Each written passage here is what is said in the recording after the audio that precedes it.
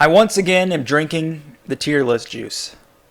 Honestly, I'm really excited about this one because as my recent analytics have shown on YouTube, you guys really like Shield Hero. And let me tell you something. I will show you right now. There are cookies and a brownie, a little bit of a brownie left on this plate. I'm not eating it right now because I want to make this video for you guys because I saw the analytics. So here's what you're going to do in sacrifice for the cookies that are going to sit there for like 20 minutes or however long this video is. You're going to go scroll down, you're going to hit that like button, you're going to hit that subscribe button, and I want you in the comments below to type RIP cookie, RIP cookie. This is for you guys. Let's do it. So, I'm not going to start with Naofumi because that would be stupid. We all know where he would go. Let's start with Itsuki. All right, and we'll move on to Naofumi maybe somewhere in the middle. Obviously, nobody likes Motoyasu. That's not a shocker. That's not a surprise. That's nothing that people really ever have thought otherwise on. Motoyasu, although the idea of the spear hero is cool, Motoyasu is a terrible character. All he really does is he wants some woman to date him, and he'll believe you whatsoever unless you're pretty, and all he wants is the glory of being a hero. Basically, a stereotypical ladies' man. That's all he is. And as much as being a stereotypical ladies' man is probably a pretty good life, I think we can all agree that he is the absolute worst character in all of Shield Hero. Moving on. I'm gonna skip the other two Cardinal Heroes because I wanna focus on them later once I have some different people placed. So the King is gonna be next, and the King was literally just, I hate the Shield Hero. I'm going to frame him. I'm going to do all these things, and the fact that Naofumi never went after him and tried to just beat his face in was sad. I really, to me, I wanted that. And when you look at the fact that the Queen literally bows to Naofumi, literally calls him Naofumi-sama, and the fact that she literally is the ruler of that universe, but she bows to him, she answers to him, makes me realize that the King, man, King is terrible. And she would be completely fine with Naofumi beating some sense into the King, 100%. I would have loved it. But it didn't happen. So, the King is bad. I want one guy and worse. Did the King make me so angry? Yeah, he did. He did. But I can't put him there. I don't think I can. Will I move him later? Yeah. Like maybe we're not going to have one guy and worse, but the King is one of the worst. Let's keep looking around. Because I want to put some different people in different spots. Let's get a positive character. Vittoria. Positive character. I think she was a little crazy when she said that she would kill all the heroes if they didn't work together. I think that was crazy. Do I think she would actually do it? No, of course not. I don't think she would. But the fact that she made me think that she would is there. Obviously, Vittoria is really powerful. No question about it. She was a good character. She was the one of the few people that Naofumi trusted really almost immediately. She was one of the few people that was extremely important in the story, despite how little she was there. I think that's something that's really important. Vittoria is a good character, 100%, really good character, and I hope we see a lot more of her in season 2. Let's go with Glass. Let's go with a villain. So Glass, did they put Lark and Terrace on here? They didn't put Lark and Terrace on here? Oh, I'm so disappointed. All right, so we're going to go with Glass. And Glass, we finally discover who the heck Glass is. And I thought she was just some person from part of the wave, and she seems like super sadistic and evil. Like you don't want to mess with her, and that's why I thought she was part of the waves or something. Whereas like Lark and Terrace are really nice people and they just are doing what they have to do. But Glass, yeah, Glass is not somebody you want to mess with. We truly don't know how powerful she is. She is the fan hero, as opposed to the shield, the bow, the sword, and the spear, the fan hero. So she's obviously a cardinal hero. She's just a different one from a different universe. So there has to be some sort of respect there. To me, when they first introduced Glass, I thought she was really cool. I thought she was a really good villain, and I was excited to see her again, and we finally did. Glass is going to be somebody who I think is going to receive a lot of focus in Season 2. I would be very, very surprised if they didn't go really into Lark, Terrace, and Grass and their world and everything they have to do. I just realized I said Grass and not Glass. Let's not even focus on that. Let's act like it didn't even happen. Glass is a pretty good character for a villain. But because she's a villain, I can't say she's the best or anything crazy like that. We're going to go with okay. We're going to go with okay. So now we have one person in pretty much everything. Okay, we'll go with that. Moving around.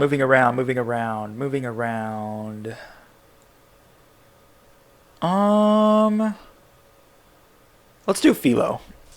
So, this is where I'm going to get a lot of people triggered, but you know what?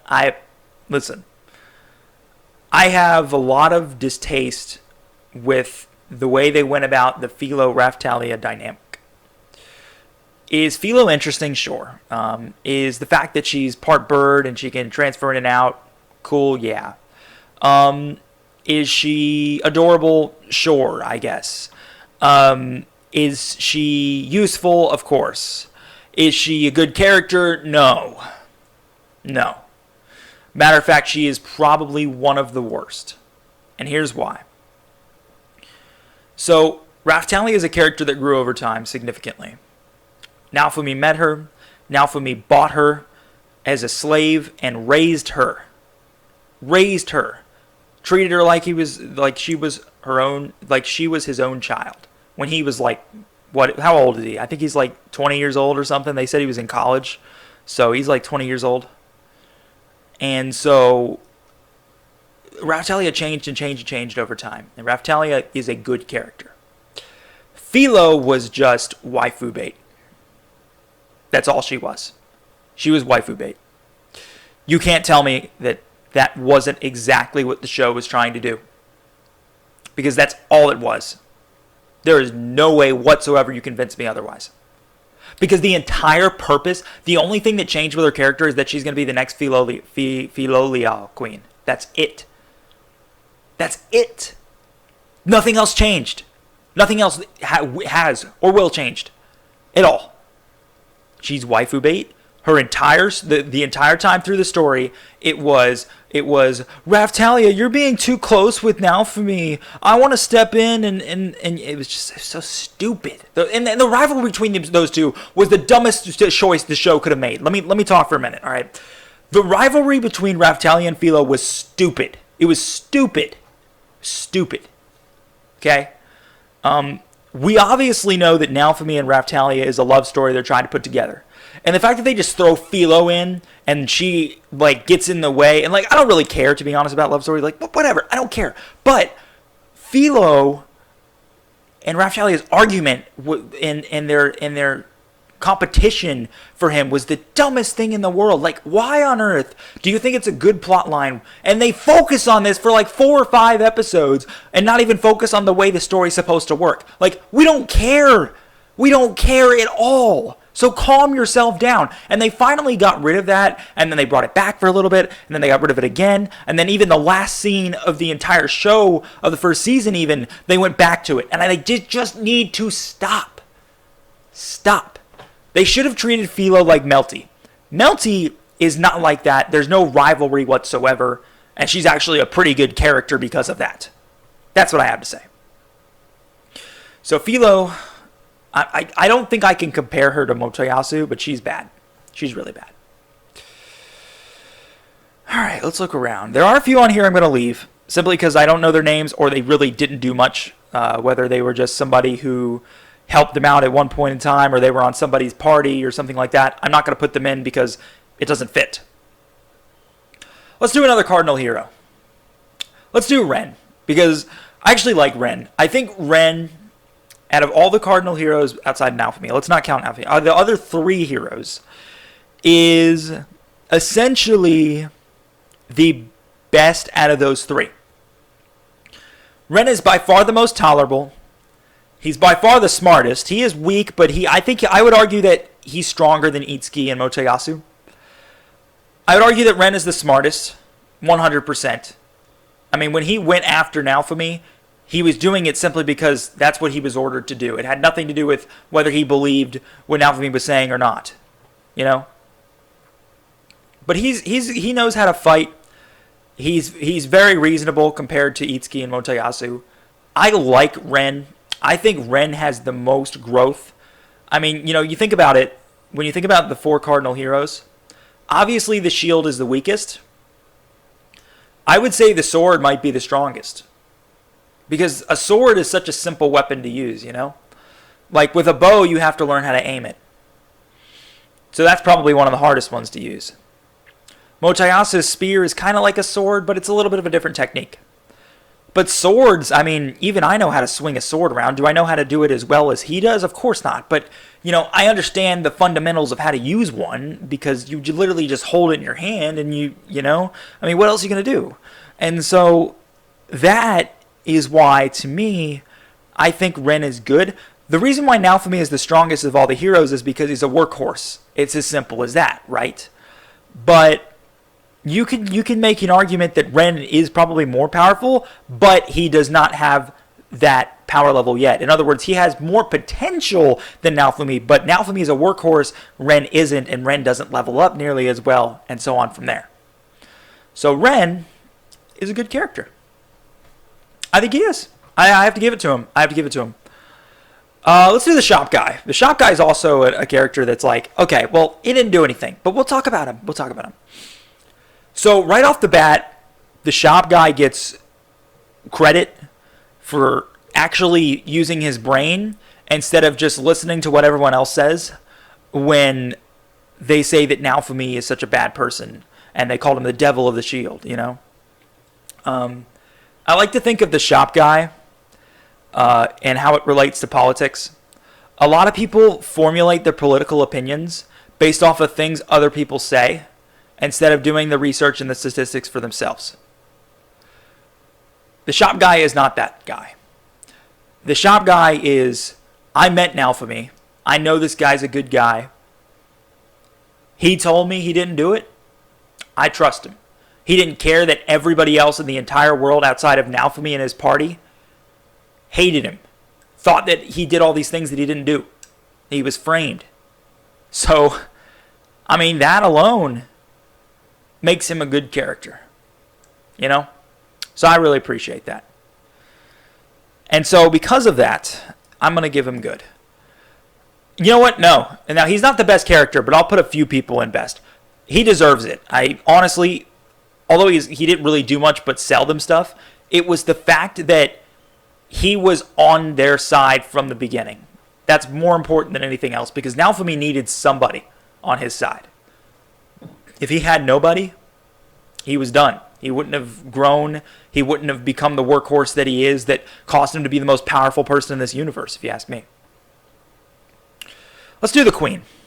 The Queen's a good character. We didn't get a lot of the Queen, and it was such a slow build-up and a slow build-up and a slow build-up. The Queen is one of those characters that was highly anticipated. They said at the beginning of the episode, they hinted it slightly, but a lot of people forgot. They hinted it slightly that the Society of Shield Hero is a matriarchal society. In other words, the Queen overpowers the King. And so when they kept showing the King and not the Queen at all, I thought to myself, the King is terrible, but the Queen might be somebody we can reason with. And it was actually the opposite, where the Queen, just like the shop guy, knew exactly the truth because she actually used her brain unlike everyone else. So I really appreciated that. One of the things that I mentioned, and I posted this on Twitter, twitter.com/AnimeAnalysis, shameless plug. The thing that I mentioned about that episode where we first met her, or maybe a little bit after the episode, maybe the episode after, where Naofumi woke up after using his curse shield because he was injured, is that the Queen bowed to him. If you're the Queen in a matriarchal society, you're the monarch, you're the absolute monarch, whatever you say goes, and you bow down to somebody else, that says a lot about who you are. A lot of people think that monarchs are selfish and they just do what they want, and she's not that kind of person. And I guess that's why this place, as it is a monarchy, works, you know? So I appreciate that. I think she's a good character in the sense that she is a big fan of everything Naofumi is doing. She knows what to do to save the world, and she knows how to use the heroes to do it. She respects Naofumi significantly, whereas honestly all the other guys still really don't. I think she might have some magic. I mean, if her own daughter does, if both of her daughters do, then it wouldn't really make sense if she didn't have an ability to use magic. So I wonder if we'll get a chance to see any of that, but we don't know so far. But the Queen is a good character. Okay, let's get some quick ones out of the way. The slave guy. I'm not even going to put him in anywhere, but I'll talk about him. The slave guy, obviously, we don't know what he does. Yeah, we don't know if he knows magic or anything. He obviously captured all of those people. Well, we don't know that either. Maybe somebody brings it to him and then he sells them, so we don't even know. But what we do know is that, in a sense, although that wasn't his intent, he really helps Naofumi. And I would argue that he probably does know about, did think that Naofumi, did believe in, didn't think that Naofumi was framed, and he believed in all the things that Naofumi did, that everybody claimed he did. But he didn't care. To him, business was business. And to me, that's how business should be run. You know, I don't care who you are. You're going to buy something from me, you can have it. Simple as that. So I appreciated that. And for that, I'll give him an okay. The Pope. Oh, the good old Pope. This is the Pope. Did they call him the Pope? I think they called him like Reverend something. I'm sorry, I forgot his name. But what he did, I'm not going to call him the Pope because that makes me think I'm talking about the actual Pope, and I'm not going to say some very friendly things about this guy here. So let's leave that out of it. This guy was terrible, obviously. I mean, he was terrible. He tried to kill everybody. All he wanted was he wanted complete control of the entire universe. That was his whole goal. So he wanted to kill every single cardinal hero. And so, in a sense, he's honestly almost worse than Motoyasu. Except, honestly, I was really, really hoping that he would kill Motoyasu and leave the others alive. That I really wanted, but it didn't happen. I'm going to give him worst, obviously. I really don't see a way around that. Yeah, it's where it has to be. Okay. So we've got a few notable ones that I'll hold on to. I'll tell you the ones I'm going through. Obviously, we still have Melty. We still have mine. We still have Raph Talia. We still have Naofumi. We still have Itsuki. And that's pretty much it. I'm not going to rank the rest because we don't really know much of what they're capable of. So we're going to leave it at that. So, I'm going to do Naofumi at the end. Let's start with Itsuki. Itsuki is not as bad as Motoyasu, and honestly, Itsuki means no harm. I think Itsuki's a really good guy. I think he believed that Naofumi was truly the devil of the shield, but that was really just his own stupidity, and not like, I hate Naofumi, I'm going to go out and try and kill him like Motoyasu tried to do, like mine tried to do, like the entire world pretty much tried to do. He just didn't really have much information in his head. He was just kind of stupid.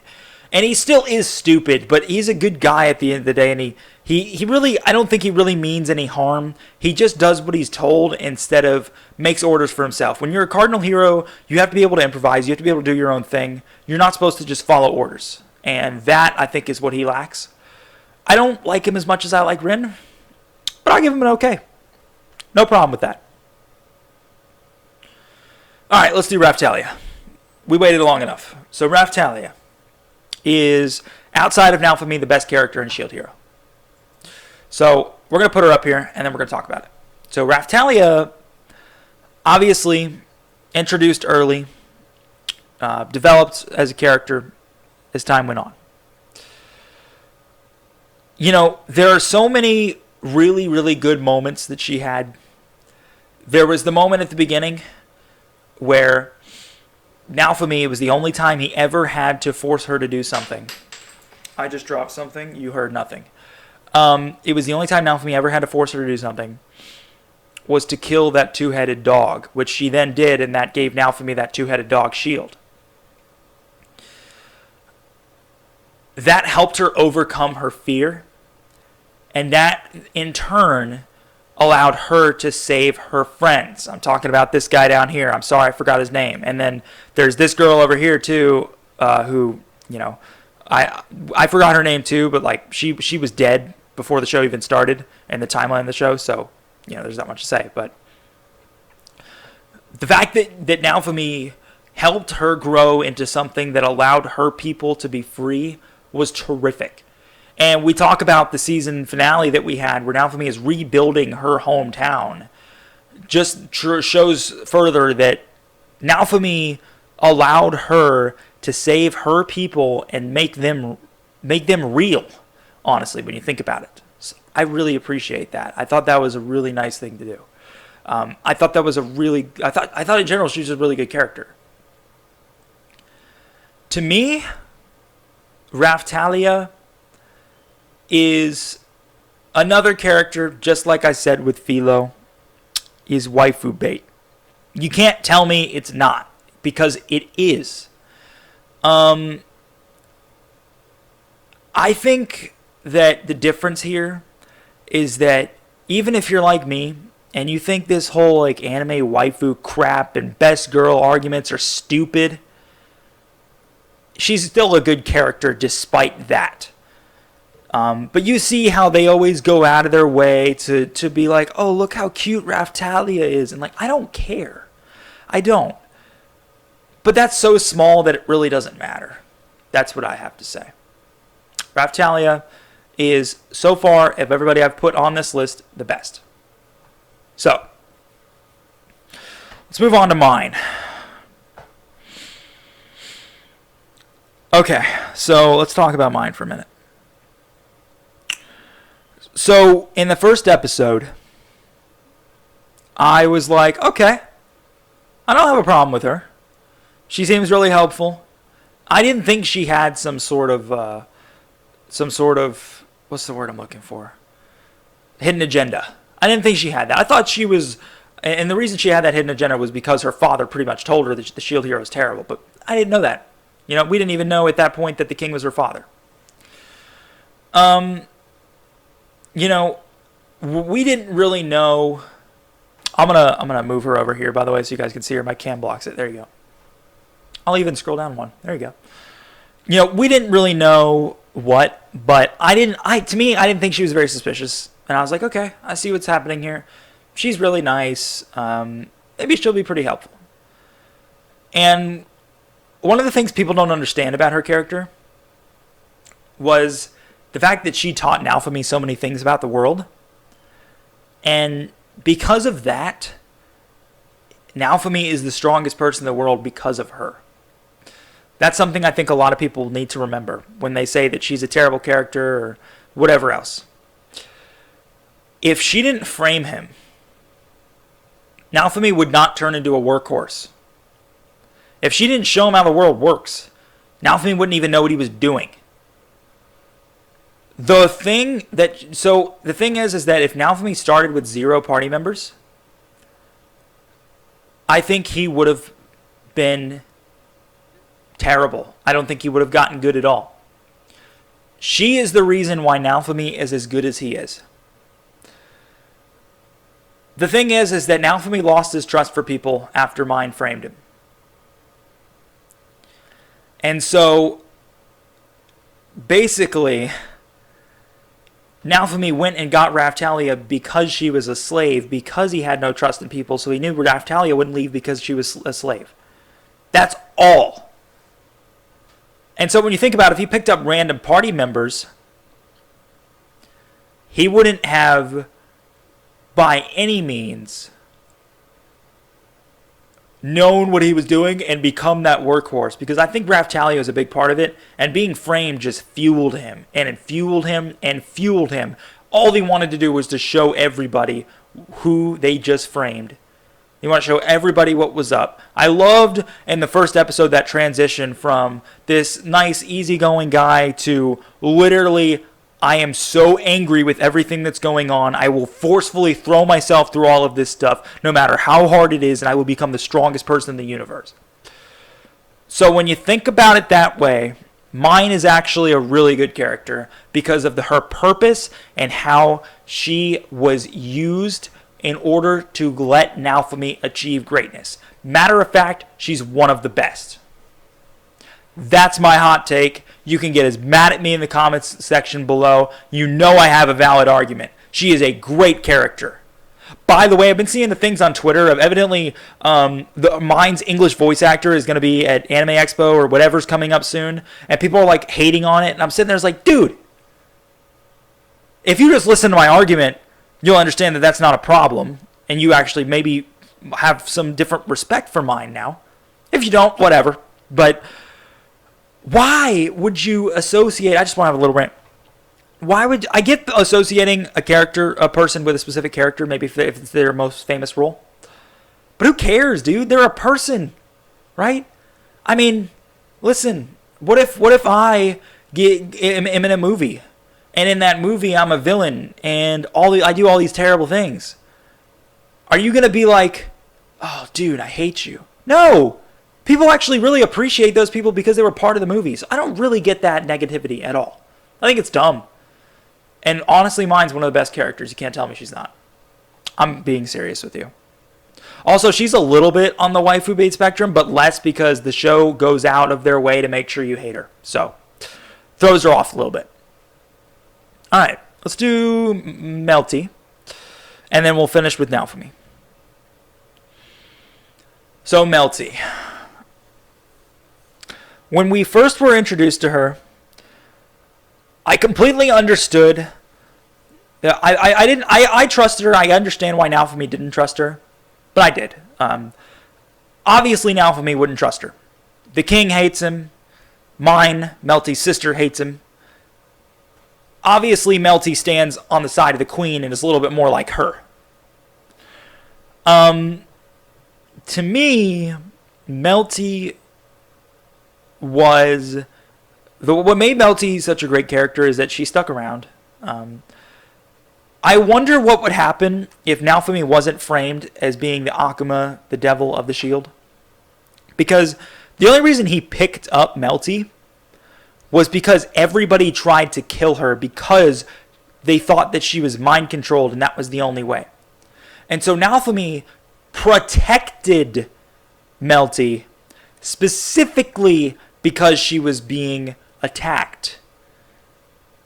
And he really didn't trust her, but he had no choice because he couldn't let her die, and that let him build the trust.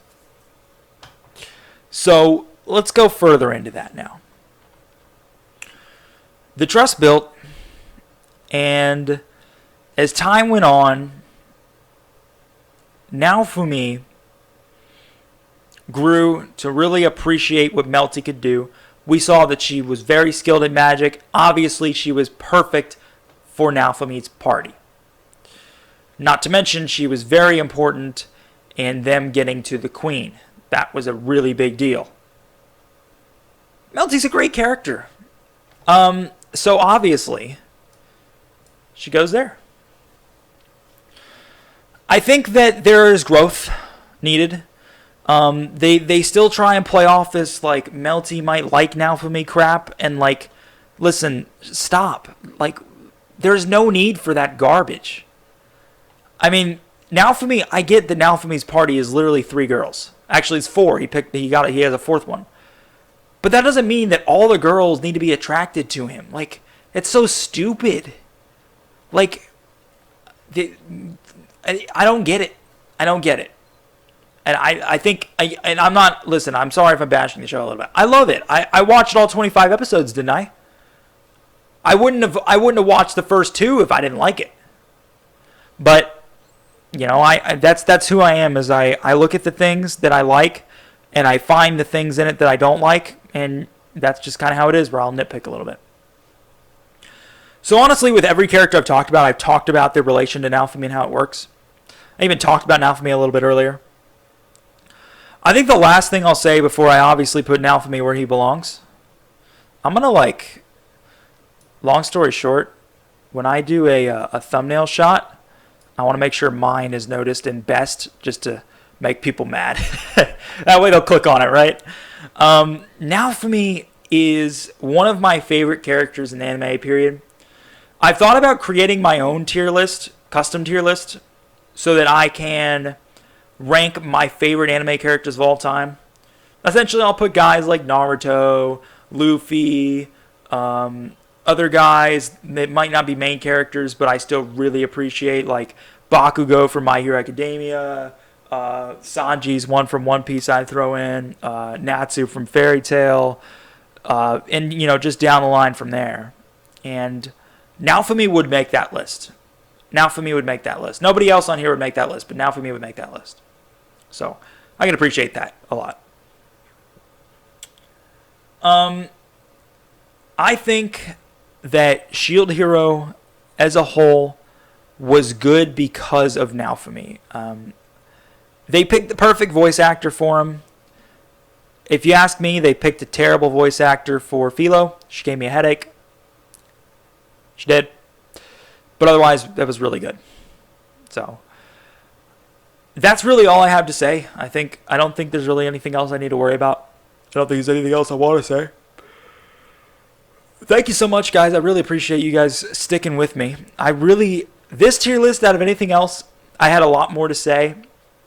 So I appreciate you guys sticking around, and hopefully I was at least interesting enough. And hey, if you made it to the end of the video and watched the entire video, don't you dare lie. Please comment below, because I've always been curious about what that spectrum is, you know. I know with longer videos, a lot of people might watch maybe the first 5 minutes, maybe the first 10, or maybe just skip to the end and see how the tier list is because they don't want to hear my commentary. Whatever it is, I appreciate you watching. Just, you know, curious, I guess. You guys are great, though.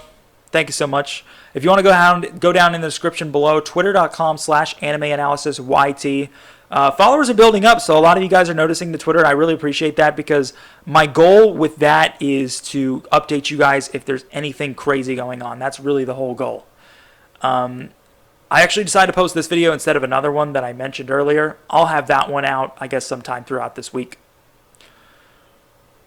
I would like to also encourage you to go down in your description below while you're there, and I will put a link to this tier list. And I will also put a link to the tier list playlist so that you guys can check all the other tier lists I've done on the channel. I'll tell you right now, I've got a few hot takes in every single one, and you are going to hate me for it. But you know what? I'm cool with it. Thank you guys so much. I really appreciate it. Be sure to hit that like button and that subscribe button if you haven't done so already. I'll see you guys next time.